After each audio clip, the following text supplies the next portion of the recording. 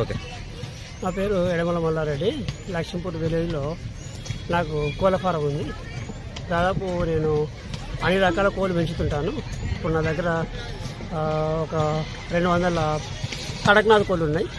ఆ కడక్నాథ్ కోళ్ళల్లో ఒక కోడి ఏంటంటే అది దానికి నేనంటే చాలా ప్రేమ.